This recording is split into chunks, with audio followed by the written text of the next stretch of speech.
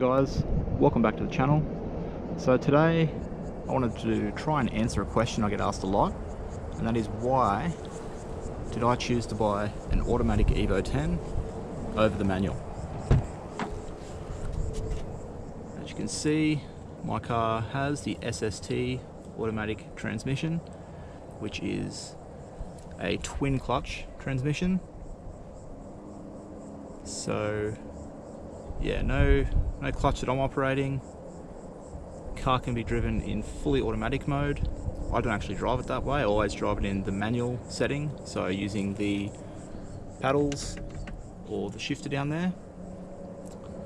So I figured I'd take you for a little point of view drive, show you how I drive it and what it's like, and explain the reasons why I actually chose to buy an Automatic Evo. Alright, so we'll take the car for a bit of a drive, show you how I drive the SST transmission and what it's like to shift in. Now, as I said, I always drive it in manual mode. So as you can see here, it's in park, as it'll always be when you start the car, being an auto.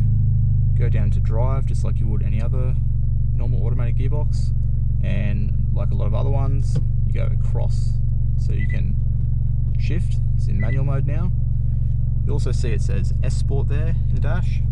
So to do that, that's your different transmission modes.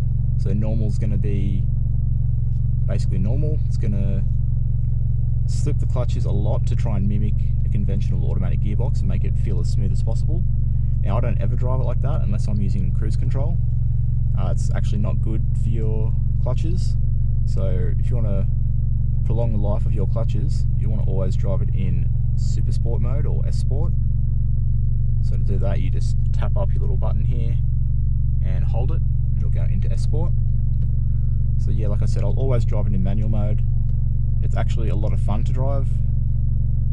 So we'll take it out now. So while in manual mode, it'll actually not ever shift gears unless you want it to. It'll downshift for you if you just sort of roll up to a stoplight or a stop sign, but it will never actually upshift for you. So you have to, if you're in manual mode, you have to make sure you shift it just like you would if you're in your manual. And the other thing with the SST is it does whine a bit. In second gear, mine does a lot. So I'm not sure if you can hear that, but if you're just driving along and back off in second and fourth, mostly for my car, it will get a bit of a whine going, which I actually don't mind that sound. It's very mechanical. Right, here we go. So I'll actually let this come to a stop. I'm sure you can see. So I'll let that go back into first itself. And then I'll take off in first.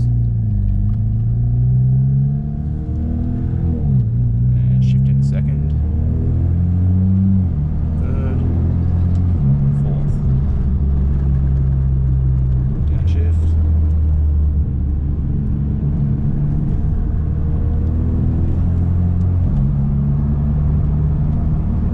It's very smooth. When I first got the car, I didn't much like driving in the S Sport mode. I felt like the gear shifts were too violent. Yeah, I don't know why I thought that, but it just felt very aggressive. I thought it couldn't be good for the car, but after doing research, I found that it's actually the only way I should be driving it. And now that is the only way I drive it. And if I do actually drive it in sport or normal mode, it just does not feel right at all. It feels too smooth, or yeah, I'm not sure. Like S Sport mode feels really smooth to me. So yeah, we'll get onto some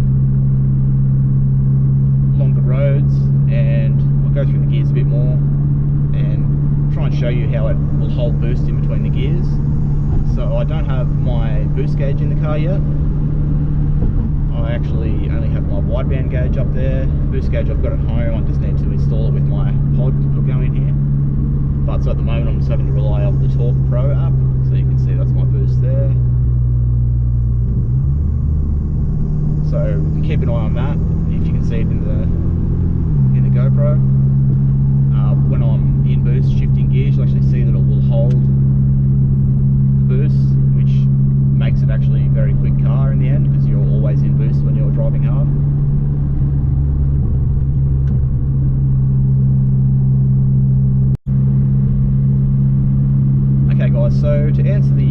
question of the video was, why did I choose to buy the Automatic Evo over the manual?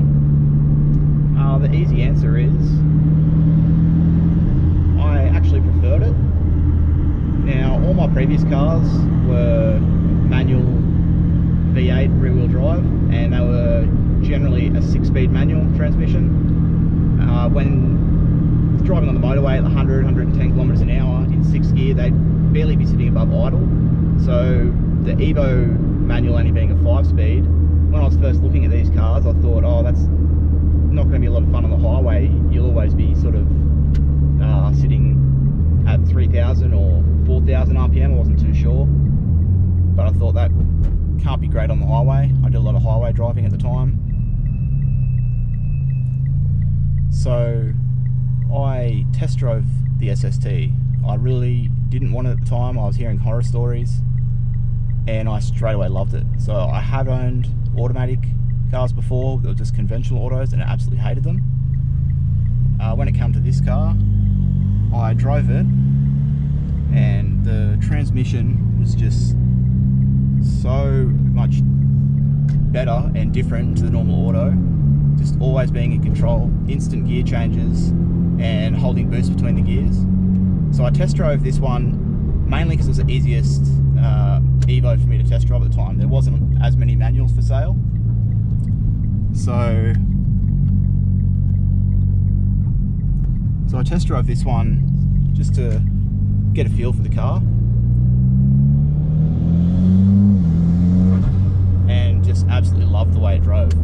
So I did a bit more research and decided, you know what, I'm just going to buy the automatic version, and do not regret it at all.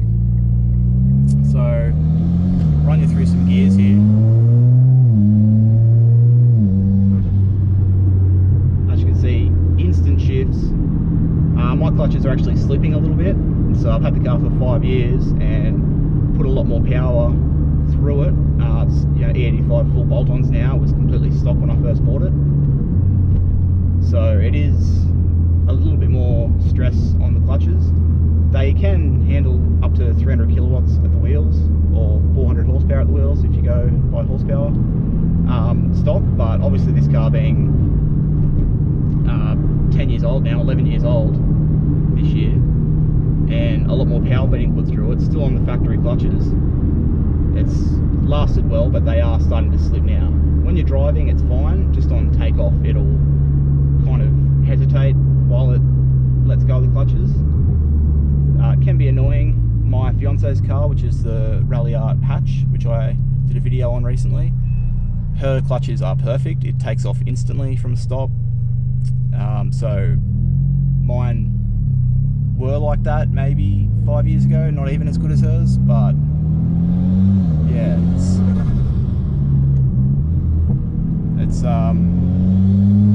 something that I knew that I was going to have to deal with eventually when I bought the car. You hear all the horror stories about this SST transmission, but yeah, 5+ years for me now, and clutches have just started to slip. I've got pricing of what that's going to cost me to replace. Just the clutches themselves would be about $3,000, bit under $3,000 drive in, drive out. I've been told that I'm better off just replacing a few other parts while I'm at it and upgrading the clutches to 10-plate clutch kit at AK Racing here in Brisbane. So that's going to cost me a bit over $5,000, which will last me years, and I can put a bigger turbo on it, never worry about any problems in the future putting too much power through the factory clutches. So yeah, the reason I really like it is just the way it drives. I do still drive a manual car on the weekends when I work, so my fiance's daily driver is a manual Holden Barina, little 5-speed manual 4-cylinder. So I do still get to drive manual occasionally, every second week, and whenever we take that car away.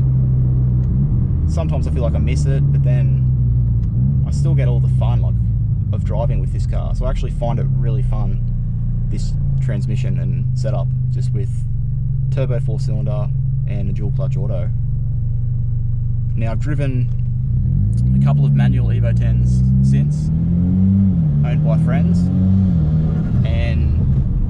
say if something was to happen to my car and I had to replace it, I would replace it with another SST. I wouldn't get the manual. My future dream sort of car would be a R35 GTR, which is also the dual clutch auto. And like most cars, like another car I'd really love to own one day would be the Audi RS3, also dual clutch auto. Once you've driven them, they're a lot of fun. You realise it's not such a bad thing. A lot of people on the internet like to say, oh, it's not a real Evo. First of all, because it doesn't even have the 4G63 engine. And then this one is auto, so not even close to being a real Evo. But I don't really care about that. I just joke along with those people. Most people who are really upset about cars that are autos have never actually driven a dual clutch. They've driven just the, you know, old slush box automatic. That's not any fun at all. And they just basically think all autos are going to be like that. These ones are actually a lot of fun, especially on tight roads. Your paddles are right here, so taking a corner, you want to downshift right before the corner, you keep both hands on the wheel. You can upshift, downshift so easily. So I think those are most of the reasons, or pretty much just one reason why I prefer the Automatic Evo and why I chose to buy it, because I can drive manual. All my previous cars have been basically manuals. When I was looking at this, I wanted the manual, but yeah, just drove it, loved it, and changed my mind.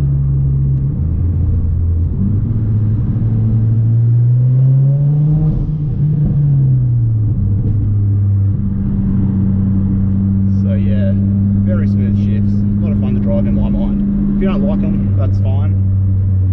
But some people do get turned off, as it's just so much hate for driving an automatic if you're a car enthusiast. It doesn't worry me at all. I do plan on buying another sort of fun weekend car in the next couple of years. Really always wanted an S15 Silvia, so back into rear wheel drive instead of V8, another turbo 4-cylinder, but rear wheel drive manual. So yeah, I'd like to get one of those. I definitely wouldn't sell this for one. This has just been such a good car to me over 5 years, and I have no plans on getting rid of it and going back to the manual. So I'll pretty much wrap it up there, guys. If you have any questions about the car, how it drives, or transmission, anything like that, feel free to ask.